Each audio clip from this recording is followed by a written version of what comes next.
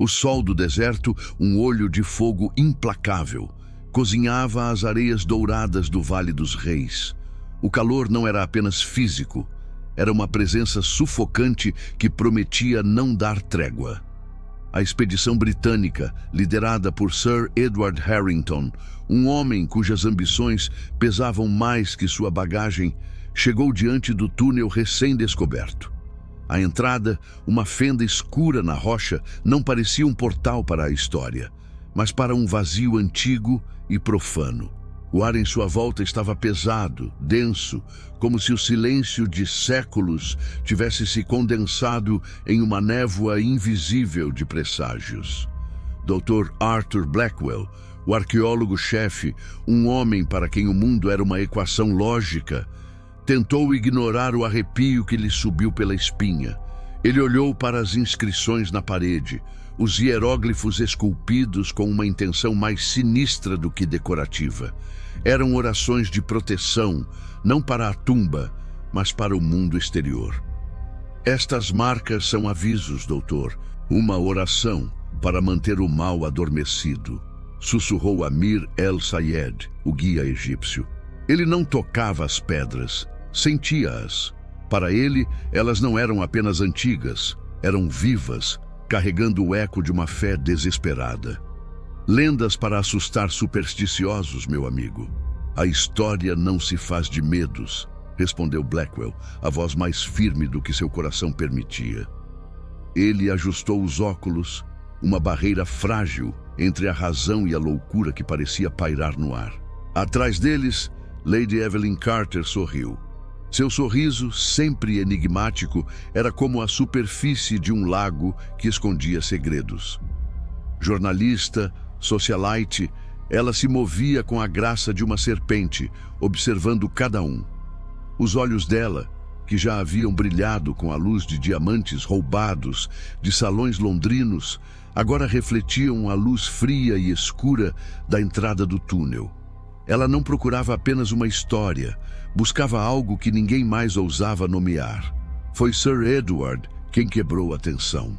Sua voz, rouca de ambição, ecoou nas paredes de pedra.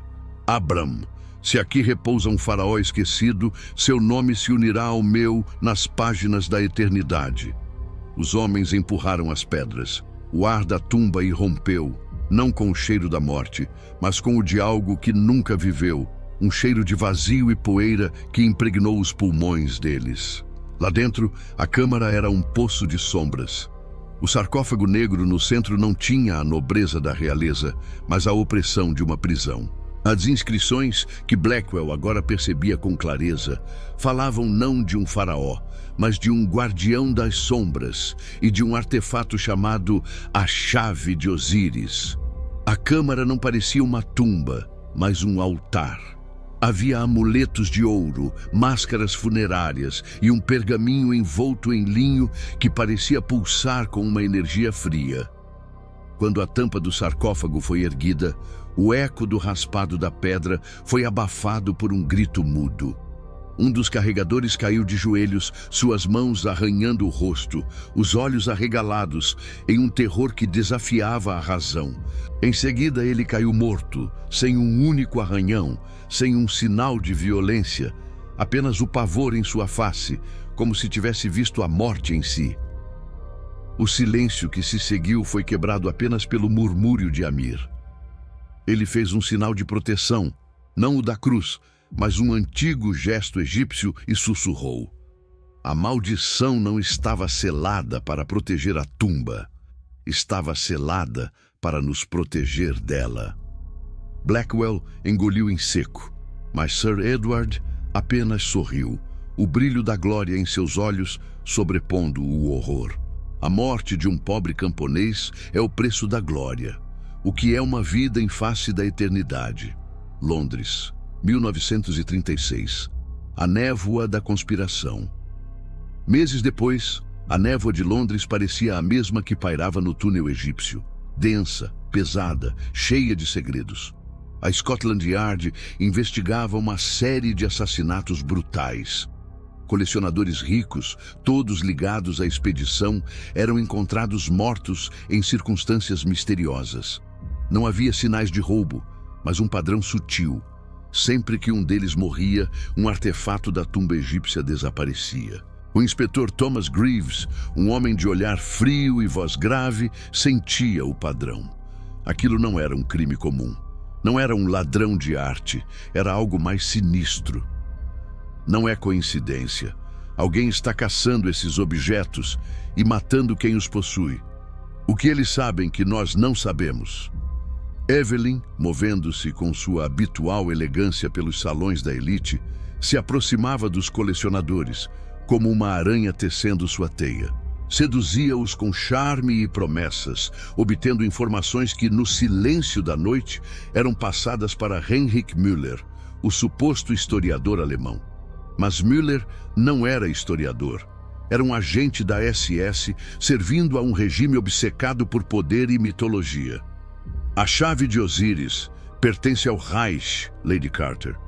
O poder dos antigos deuses se alinhará com o nosso, disse Müller em uma noite chuvosa, a voz dele um sussurro de pura convicção.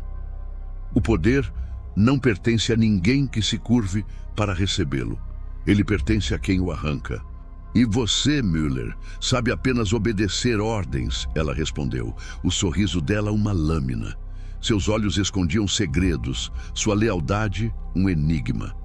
Greaves percebeu que Evelyn não era uma mulher fatal, mas a peça central de um jogo de espiões. Ela não estava trabalhando apenas para os nazistas ou para os ingleses, ela estava jogando para si mesma em uma dança de traição onde cada passo era um risco de morte. A ritualística final. Sir Edward, em sua mansão gótica, estava completamente consumido. O sarcófago negro, agora no centro de seu salão, parecia o trono de um rei das sombras. Ele contratou ocultistas e estudiosos do hermetismo, ignorando os avisos de Blackwell. Está brincando com forças que nem mesmo os faraós ousaram controlar. Eles selaram isso, Sir Edward, não por medo, mas por sabedoria. Sabedoria é para os fracos, forças são para aqueles que as dominam, o mesmo poder que os alemães buscam e que agora é meu. O cerco se fechou numa noite de tempestade, em 1938. Todos convergiram para a mansão. Müller, Evelyn, Blackwell, Greaves e Amir, agora em seu próprio caminho, o de um homem que busca reverter um erro que permitiu. No centro, sob o brilho da lua cheia, Sir Edward abriu o sarcófago, revelando não ossos, mas uma energia escura e pulsante. Com este ritual, não apenas despertarei o poder, mas o controlarei para moldar o destino das nações. Relâmpagos cortavam o céu. Müller apontou uma pistola para Evelyn. O Reich não compartilha poder, mas antes que pudesse atirar, Evelyn, com a graça de uma dançarina da morte, cravou uma adaga no peito de Müller. Eu nunca fui sua aliada, Müller. Fui apenas sua isca. No mesmo instante, o chão tremeu. A tumba exalou uma poeira negra que tomou a forma de sombras. Sussurros antigos ecoaram pelos corredores, e a maldição se ergueu, não como um fantasma, mas como uma força primordial. Sir Edward foi o primeiro a sucumbir, seu corpo consumido por uma luz negra, o rosto congelado em uma expressão de pavor e ganância. Amir, em um ato de desespero e coragem, ergueu suas mãos, recitando preces de sua linhagem ancestral, sacrificando-se para selar parte do mal, seu corpo se transformando em pó antes de ser consumido pelo poder. Greaves tentou conter o caos, mas a mansão foi engolida por um fogo que não era de lenha, mas de trevas. O eco da guerra. Quando a fumaça se dissipou, apenas Evelyn e Greaves estavam vivos. Ele a olhou com uma desconfiança mortal.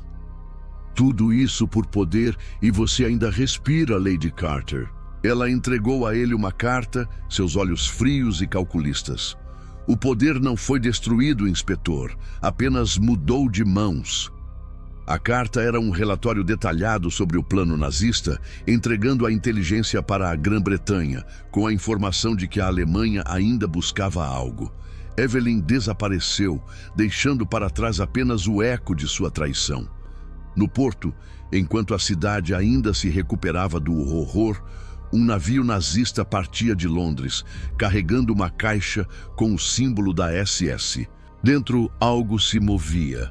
A verdadeira chave de Osíris, que ela havia trocado antes de o ritual começar, deixando uma réplica no sarcófago. O poder não era o artefato, mas o conhecimento.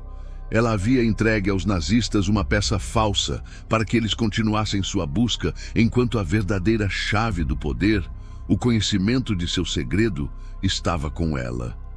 Para onde ela iria? E o que faria com o poder de moldar a história? Corte brusco. Silêncio.